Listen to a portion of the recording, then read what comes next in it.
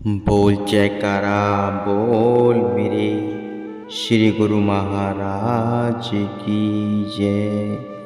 सौभाग्यशाली गुरुमुखो श्री सद्गुरुदेव महाराज जी श्री तित्यबा साहे जी ने वीना स्टेशन से रेल द्वारा यात्रा करने वाले गुरुमुखों के लिए अशोकनगर से श्री आनंदपुर पहुंचने के लिए 35 मील की दूरी पर अशोकनगर में आश्रम बनाया।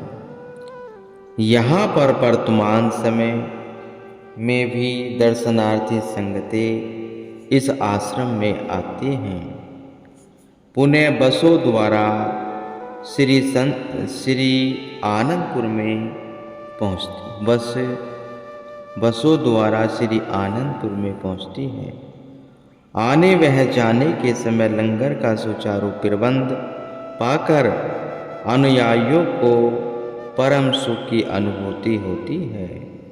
श्री परमहंस दाता दयाल जी श्री पंचम बादशाही जी ने यहाँ पर कच्चे बने हुए स्थानों का नवनिर्माण करवाया। हवादार खुले बस स्टैंड का स्थान बनवाया। संगतों की सुविधा के लिए बड़े बड़े स्नान घर एवं पीने के ठंडे पानी की मशीनें लगवाई। आवास स्थान की ओर से भी इसी प्रकार पूरे क्षेत्र की रूपरेखा को बदल दिया। इस आश्रम में श्री परमहंस अद्वैत मंदिर का धूमधाम से मुहूर्त किया। यहाँ पर प्रातः समय पास बने हुए घरों में रहने वाले गुरुमुख परिवार श्री आरती पूजा करने आते हैं। प्रत्येक मास के प्रथम रविवार को यहाँ भंडारे का आयोजन किया जाता है। श्री आनंदपुर में प्रबंधक महात्मा जन भी इस कार्यक्रम में सम्मिलित होते हैं। महाप्रभु जी स्वयं भी श्री आनंदपुर में आते जाते हुए प्रोग्राम अनुसार यहाँ ठहरते। श्री दर्शन एवं सत्संग से संगतों को लाभान्वित करते। यहाँ के निवासी अनुयायी परिवारों के पूर्व पुण्यों का संचय इन्हें गुरु भक्ति के स्वरूप में मिल गया। आश्रम तथा श्री आनंदपुर धाम तीर्थ धाम की समीपता का महान सौभाग्य पाकर इन्हें आत्म आनंद और परम सुख की प्राप्ति का वह अनमोल खजाना मिल गया, जो कई वर्षों के कठोर तप साधना के द्वारा मिलना भी असंभव था। यहाँ पर गुरुमुख प्रेमी सेवा सुमरण सत्संग एवं दर्शन ध्यान के साधन अपनाते हुए मानव जन्म का कर्तव्य पूर्ण करते हुए कृतार्थ हो रहे हैं। आपकी श्री मौज से शहर से 6 किलोमीटर दूर अशोकनगर गुना रोड पर खुला स्थान देकर और उसे आश्रम के लिए उपयुक्त जानकर खरीदा गया। इस स्थान को श्री आनंदपुर से श्री प्रयाग धाम तथा श्री प्रयाग धाम से श्री आनंदपुर के मार्ग में सुखपूर्वक यात्रा के समय बस एवं ट्रकों के लिए निश्चित किया। आपने स्वयं इस आश्रम की सारी रूपरेखा तैयार करवाई, जिसमें भक्त और भक्तानियों का अलग अलग आवास स्थान, लंगर, श्री मंदिर एवं सत्संग भवन, बावली, बगीचा आदि को प्राथमिकता दी। इनका निर्माण करवाते समय आपने गुरुमुख प्रेमियों को सेवा के सुदुर्लभ अवसर प्रदान कर खूब खुशहाल किया। आप स्वयं यहाँ कुछ दिन विराजमान रहते। आप श्री आनंदपुर से क्रम अनुसार कुछ सेवकों को बुलाकर सेवा और श्री दर्शनों का अमृय पिलाते। सेवकों को यह अचंभा होता कि सुलझती गर्मी में कभी कभी गर्मी का एहसास नहीं होता। ठंडी हवाएं फुआरे उमड़ धुमड़ कर जैसे आश्रम के चारों ओर चलती हुई श्री दर्शन के लिए आती और वातावरण सुखद बनाती। महाप्रभु जी भी अत्यधिक समय बाहर श्री सेवा पर श्री दर्शन देते। पुराने समय में श्री आनंदपुर की कठिनाइयों का इतिहास सुनाते। गुरु भक्ति पथ पर दृढ़ विश्वास, अतुल श्रद्धा से त्याग और वैराग्य की महिमा सुनाते। श्री मंदिर जी की नींव निज कर कमलों से रखकर आपने इसके शीघ्र अतिशीघ्र निर्माण का आदेश दिया। गुरुमुख जन पूर्ण उत्साह और श्रद्धा से सेवा कार्य में जुट गए। आप भी वहीं समीप ही कुर्सी पर विराजमान हो गए। अत्यधिक गर्मी के कारण महात्मा ज्ञान श्रद्धानंद जी अंदर से छाता लाकर आपके ऊपर खोल कर खड़े हो गए। आपने फरमाया, पहले इन सब सेवकों के लिए छाते लाओ जो धूप में खड़े होकर सेवा कर रहे हैं। अभी आपने ये वचन किए ही थे कि एकदम ही आकाश में बादल छा गया। महात्मा जी ने विनय की। श्री गुरु महाराज जी ने सबके लिए ही छाते का प्रबंध कर दिया है। उस दिन रात्र समय में श्री दर्शन खुले। आपने अपनी अमृत तुल्य वाणी में फरमाया, कुदरत ने हर एक चीज में अपनी अपनी तासीर भर दी है। जिस प्रकार की वह चीज ग्रहण करता है वैसे ही उसकी तासीर अपना प्रभाव डालती है। गर्म चीज की तासीर गर्म और ठंडी चीज की तासीर ठंडी होती है। महापुरुषों ने सोच सोच कर यह तजुर्बा किया है कि सकामता से जो काम किया जाता है उसमें इंसान को सुख नहीं मिलता।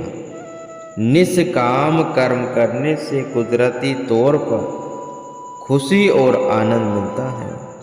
इसलिए गुरुमुख सेवक सदा निष्काम सेवा की ही इच्छा रखें। यह खुशियाँ प्रदान करने वाली है। श्री आनंदपुर दरबार में सेवा के भंडार हमेशा खुले हुए हैं। निष्काम सेवा करके नित्य सच्ची खुशी और सच्चा आनंद प्राप्त करें। जीवन को सत्पुरुषों की सेवा में लगाकर अपने वास्तविक लक्ष्य को प्राप्त करें। आज का दिन खुशी का दिन है। श्री मंदिर जी की नींव का मुहूर्त हो गया है। आप सब गुरुमुख जन इस सेवा में अधिक भाग लेकर अपने जन्म को साकारत करें। इस प्रकार अन्य आश्रमों में विराजमान होकर परमार्थ के कार्य में कई नगरों में जाकर श्री दर्शन और सत्संग का स्वर्ण अवसर प्रदान करते और गुना अमर निवास में भी वर्ष में 1-2 बार अवश्य ही आकर ठहरती। अतः इसके निर्माण के मध्य एक बार रात्रि श्री दर्शनों के समय महात्मा अनंत योगात्मानंद जी सत्संग प्रवचनों में एक प्रसंग सुनाते हुए कहने लगे, पाकिस्तान में रहने वाले एक गुरुमुख भक्त जी का अपना व्यवसाय उनकी वहाँ कपड़े की दुकान है। वह प्रतिदिन नित्य नियम से दुकान पर काम आरंभ करने से पहले श्री आरती पूजा करते हैं। जब तक श्री आरती पूजा न हो जाए तब तक किसी ग्राहक को सामान नहीं बेचते। उनका ऐसा नियम कई वर्षों से चला आ रहा था। आपने इसी नियम अनुसार उन्होंने एक दिन दुकान खोली, श्री आरती पूजा करने को तत्पर हुए, दीप जलाया, हाथ में दीप की थाली लिए श्री आरती पूजा शुरू करने ही लगे थे कि उनके पुत्र ने आकर बताया कि बाहर एक ग्राहक खड़ा है जो कि काफ़ी माल खरीदना चाहता है।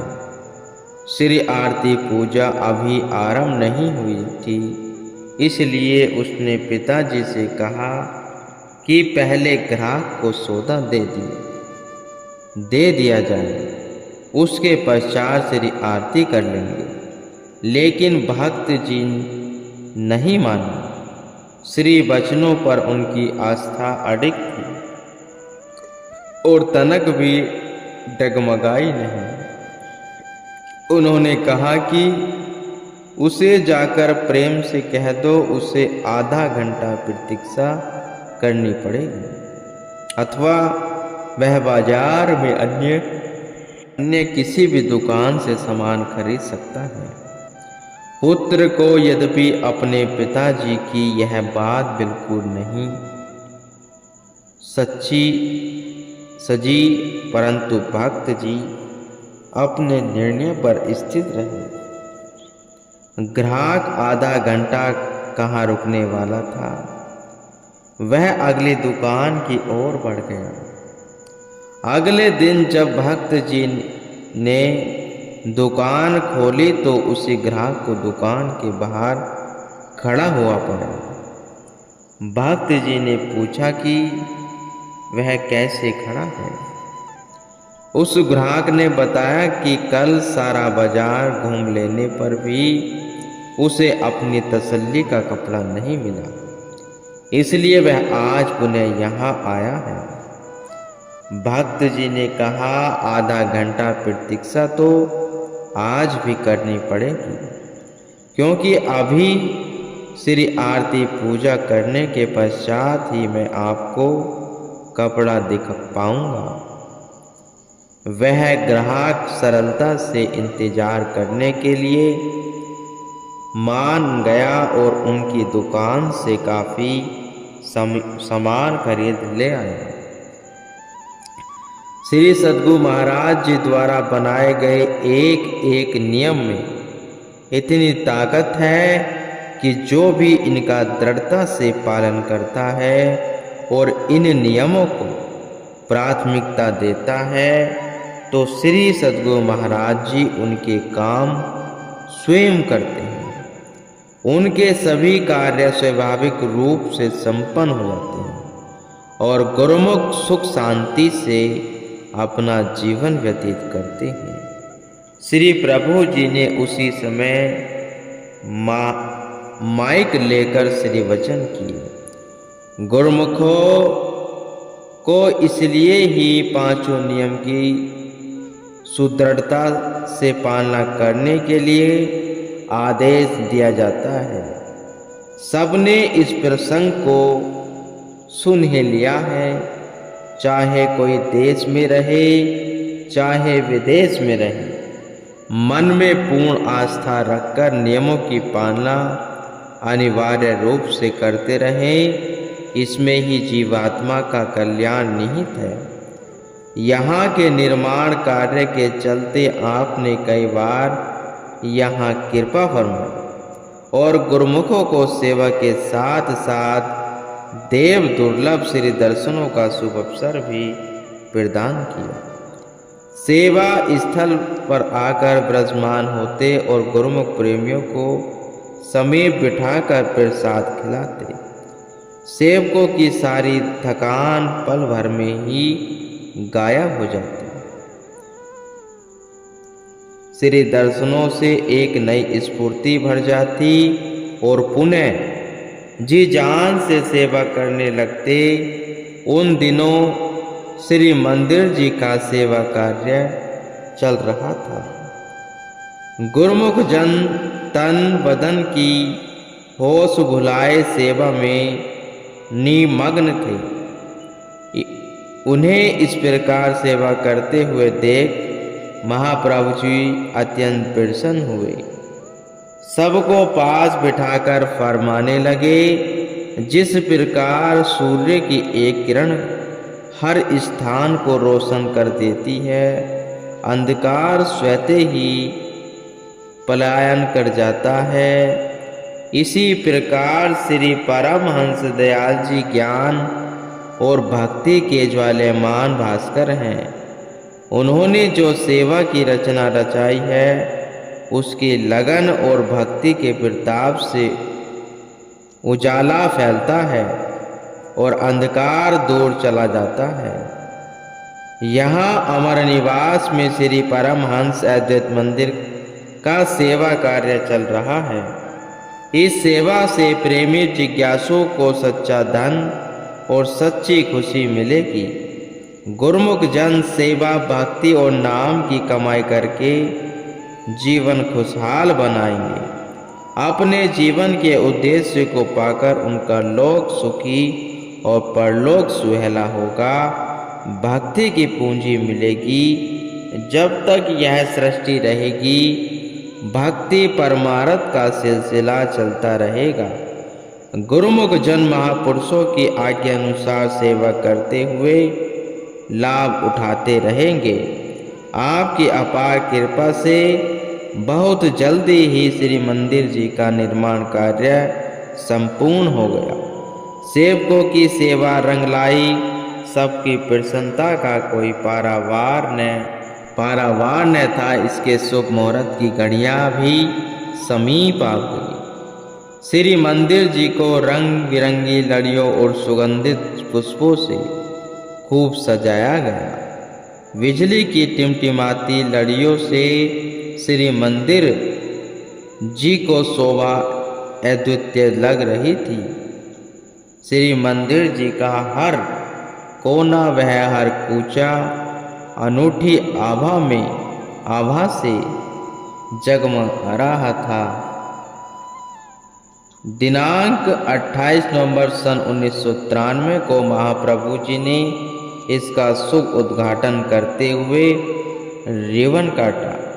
श्री परमहंस महान विभूतियों के पावन स्वरूप दिव्य सिंहासन पर विराजमान किए। हार पीताम्बर पहनाए, मस्तक पर केसर तिलक लगाया। श्री आरती पूजा का कार्यक्रम हुआ। तत्पश्चात अपने वचनों की अमृत वृष्टि करते हुए फरमाया, आज 28 नवंबर का दिन है। आज के दिन श्री परमहंस अद्वैत मंदिर अमर निवास का मुहूर्त हो रहा है, जिसकी सब गुरुमुखों को मुबारकबाद हो। महापुरुष गुरुमुखों की शुभकामनाओं से शुभ कार्य रचते हैं। जब जब गुरुमुखों के दिल में से ऐसी शुभकामनाएं वह पवित्र ख्याल उठते हैं, तब ऐसे स्थान बनते हैं। आप देखते हैं कि श्री आनंदपुर में नित्य नए मुहूर्त होते हैं और गुरुमुखों को सेवा मिलती है। यह कितनी खुशकिस्मती है कि जो गुरुमुख दरबार की सेवा करके लाभ प्राप्त करते रहते हैं, जिसमें सच्ची खुशी भरी हुई है। आप दुनिया जीवन भर में एक मकान का मुहूर्त करता है। जब दुनिया से कुछ कर जाता है तो यह आशा रह जाती है कि इसे आगे बच्चे प्रयोग में लाएंगे। अंतिम समय सुरती परिवार में रह गई तो निम्न योनियों में भटकना पड़ेगा। गुरुमुख नित्य नए मुहूर्त की ओर नित्य नए सेवा में समय व्यतीत करते हैं, जिससे नित्य नई खुशी और नित्य नया उत्साह मिलता है। अंतिम समय ख्याल मंदिर में सत्पुरुषों की पवित्र मूर्तियों के ध्यान शिविर में रह जाता है तो सद्गुरु के पावन चरणों में स्थान प्राप्त होता है और परलोक संवर जाता है। गुरुमुख।